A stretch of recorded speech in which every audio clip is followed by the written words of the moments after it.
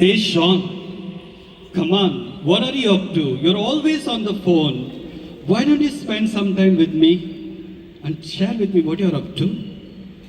Yes, Father Victor. He's always busy. Now he's made so many contacts in our parish and he's busy chatting with them. I'm sure you're planning our next event. Nothing like that, Renita. Come, sit here. I will show you exactly what I'm doing. I'm just messaging every one of my contacts and telling them about what is happening in our parish. Just look at this. Not a single one has responded. Nobody seems to be interested in what we are doing at all. You see, that is how the world and the people can be. When they need something from you, they keep you on your limelight. But when you need them, they try to ghost you. Father, see this Joshua.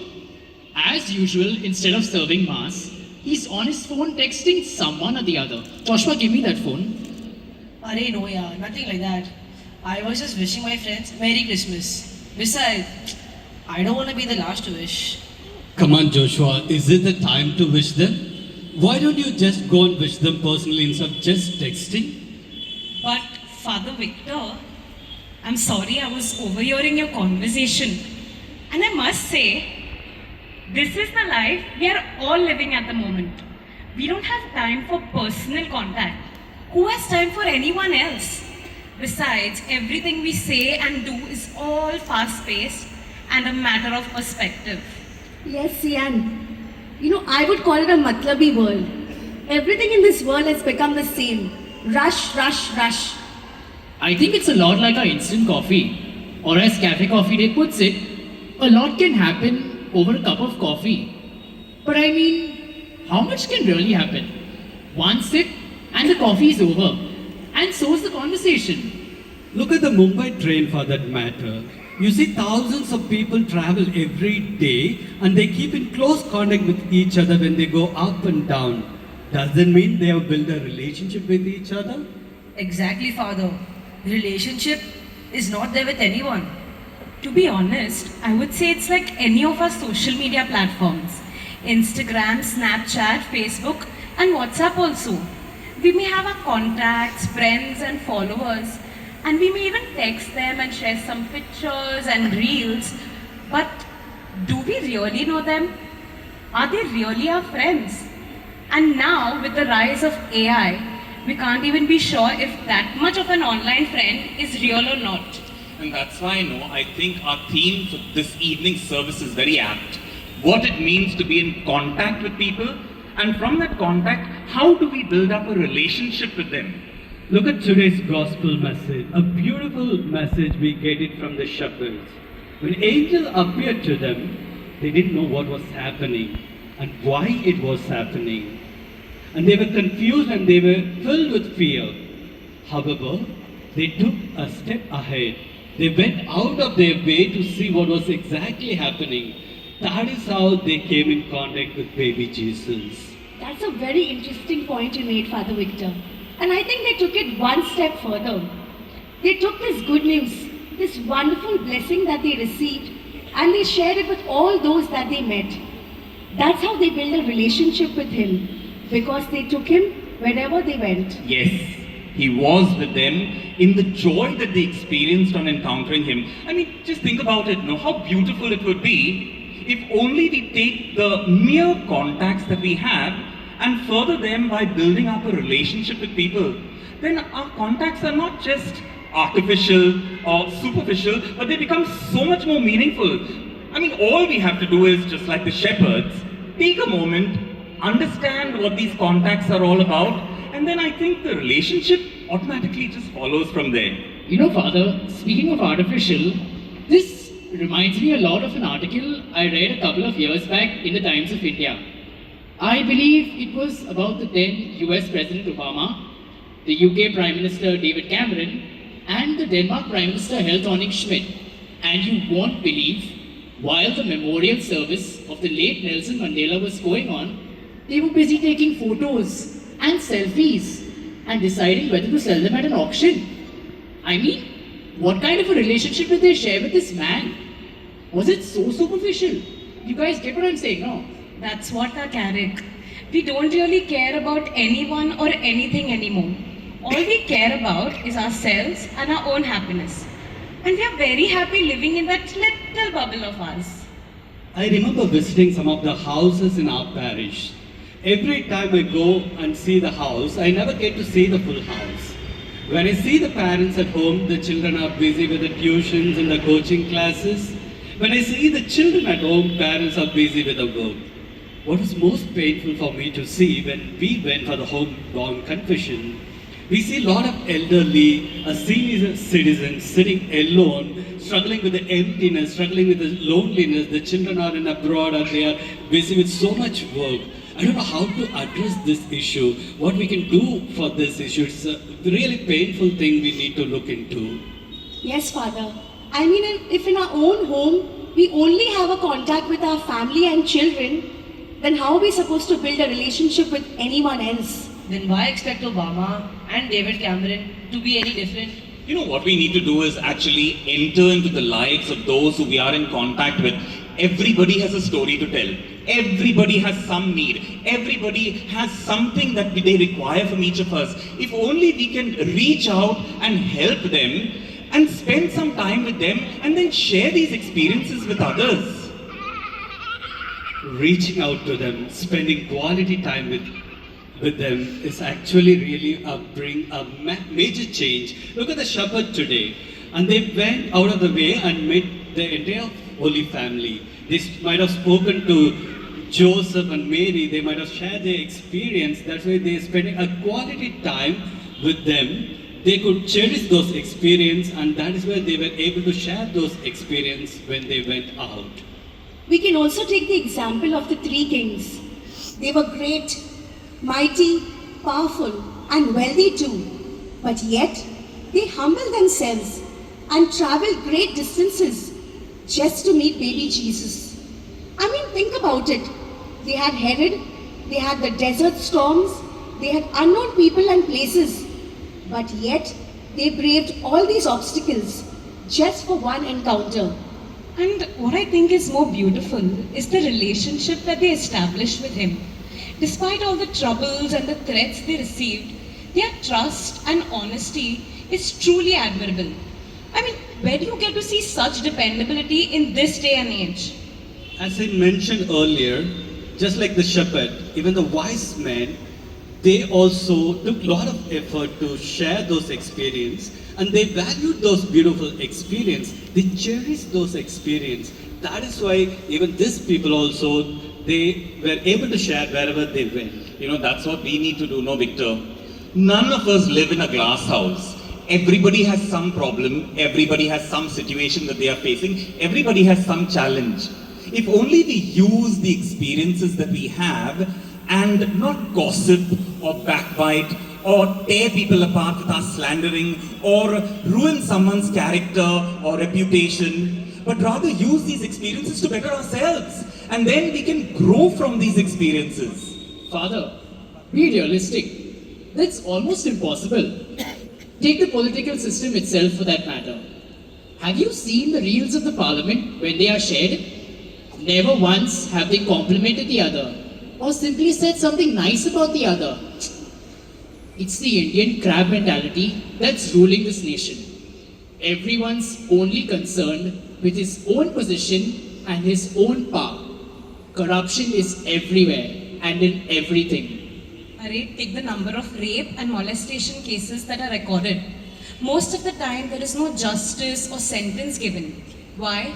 Because some politician's son, nephew, or relative is involved, and so our corrupt system just sweeps everything under the rug. What happened to the Nirbhaya rape case? Does any of us remember it?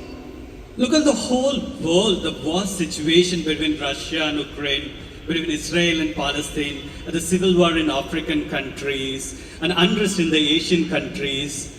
And when we get to see them, we see a lot of children die, and the people starve, they leave the home, they become refugees. And all the so-called politicians and the leaders, all that they care about is power, wealth, and their ego. And every time new bills, new laws and rules and regulations keep coming, and it is scaring us, we start living with a fear and anxiety. Yes, Father. It is really sad. But we have no Gandhi or Mother Teresa or even Nelson Mandela anymore. I mean, they were criticized for what they did, but what they did brought our society together. And from the mere contact they made, build a better relationship with people all over the world. You are absolutely right, Joshua, but why are we talking about our politicians? I mean, look at our own societies. Everybody smiles at each other. And now, after this service is over, everybody will go to wish each other Merry Christmas. And the minute their backs are turned, Hurry, look at what she's wearing. See the way he behaves. We stab them only. Everybody wants to be in power. Everybody wants control. Everybody wants to be in charge. Everyone wants to be on the throne, so to say. And what is worse is, we can't stand someone being better or doing better than us. We all have become fake in our relationship. All that I care about, I, me, myself, and my own good. Forget about others. Father, society's become like how the saying goes, you scratch my back, I'll scratch your back. But the moment my back is turned, you're not only scratching my back, but you're pulling out my flesh too. And that's why I think the Three Kings give us a very important message. I mean, just think, they traveled such a great distance for contact with one little baby. But that experience overwhelmed them so much that they took it and they shared it with all those they encountered and drew people in love. If only we too can use the little good experiences that we have with people and draw them in love rather than gossiping and backbiting about them, then I think we will not just be in contact with our friends and neighbors and all those around us, but I think we'll be spreading so much of goodwill. Exactly. I feel this will help us in a massive way to build our relationship with our families and communities. And Father, I think in doing this, we will actually be doing what God would have wanted us to do. If you look at Mary and Joseph also, in today's gospel text, just like the shepherds and the three kings, they too shared their experience of baby Jesus by giving him to us and the world. See, and to add to that, I think like the three kings, they too had so many challenges and so many obstacles, but they never compromised on their faith in order to do what was good and what was right. It was because of their acceptance of God's plan that helped them through it all. You're right.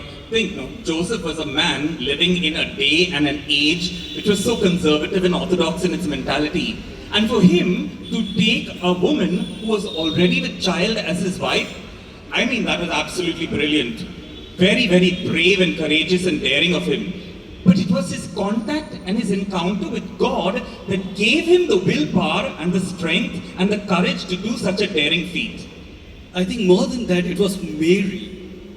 If a man has to go through so much in that conservative society, what about the women of that time? When angel appeared and brought the entire salvation plan of God and laid in front of just a simple ordinary girl from Nazareth, it was not that easy for her to say yes. But if you look at the gospel passage, the beautiful conversation between Mary and the angel, there was a beautiful relationship started being built up. That is where that relationship led her to completely trust in God. That trust in God made her to say, I am the handmaid of the Lord. Let it be done to me according to God's will. Yes, Father, and because of such a daring and completely trustworthy act, we see as the Gospels tell us that God never left their side. He was always with them in whatever they did and wherever they went. Yes, but Carrick, as much as we may speak about them, that is a kind of relationship, that is way beyond us. Doing God's will tends to be so painful and difficult that no one would ever try it. I mean, do we really know what kind of a relationship we are building with Him? I remember a particular incident took place in one of our parish a couple of years back. There was this couple, they were praying for a baby, and after so much prayer, novena, pilgrimage, finally God blessed them with a baby boy. But happiness did not stay long in their home. While this maid was giving a bath to this little child, she accidentally poured a boiling water over this child that instantly killed that child. The entire family was devastated. The man was completely shattered and broken. He gave up his faith. I understand this moment of grief, the pain, that is not the moment you give up your faith. Because once you give up your faith, where you will go? Because that is the time you need to build up your faith. That is where you lean on your faith. That is where the God becomes your counselor. God becomes your consoler. It is where you get God's mercy and the peace. And otherwise you will be completely lost. And this kept me thinking, what about all the prayers? What about all the novenas? What about all the pilgrimage they have done? It is just to bargain with God, just to do His own will? Exactly, Father. As long as God does my will, I am okay with Him. But little does He do otherwise, I just give up on Him? I mean, what is the use of all our prayers then? Are we in contact with Him just for all our needs? Is that the kind of relationship we want to build with Him? You know, this is similar to the suicide cases that we hear. You know, if I fail in my exam, then what I'll do, I'll go and hang myself. Or if someone's husband and in-laws are ill-treating them, then they go and burn themselves. And what if one loses their job? You know, they take poison. But think about the family that has to go through the loss and grieve their loss. This also reminds me of the horrible terrorist attack that happened at Belgaum and Operation Sindhu that followed. Was it really tit for tat? But sadly, that's the world we are living in. Renita, I don't think anyone has faith in God's plan anymore.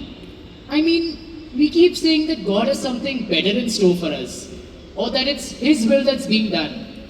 We keep giving that gyan to each other. But when it comes to my own misery and my own suffering, I just can't handle it.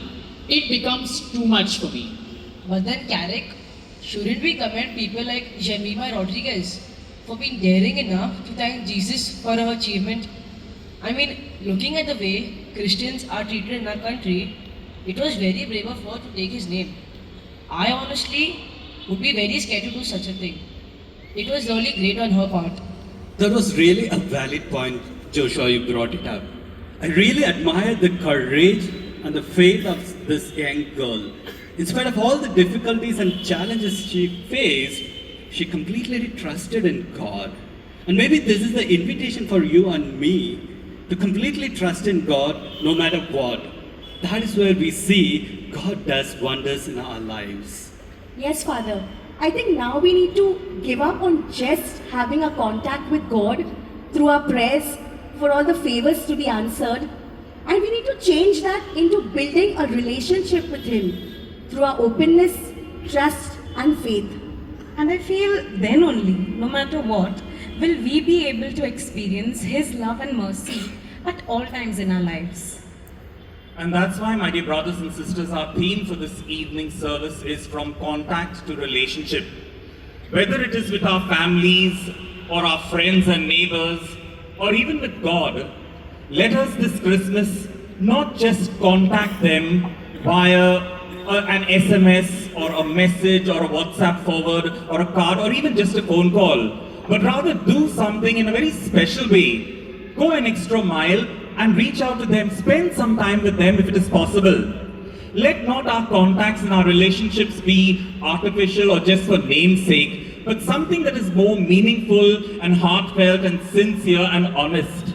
My dear brothers and sisters, let us this Christmas reach out to those who we are just in contact with and make it a relationship like the one that the Christ child has made with each one of us. I strongly believe you and I are created out of love for love. This love is expressed and experienced in and through a meaningful relationship, and this relationship with Jesus. And in and through Jesus, we also build our relationship with our families, friends, and our society. I think that will bring a major change in our communities and the world at large.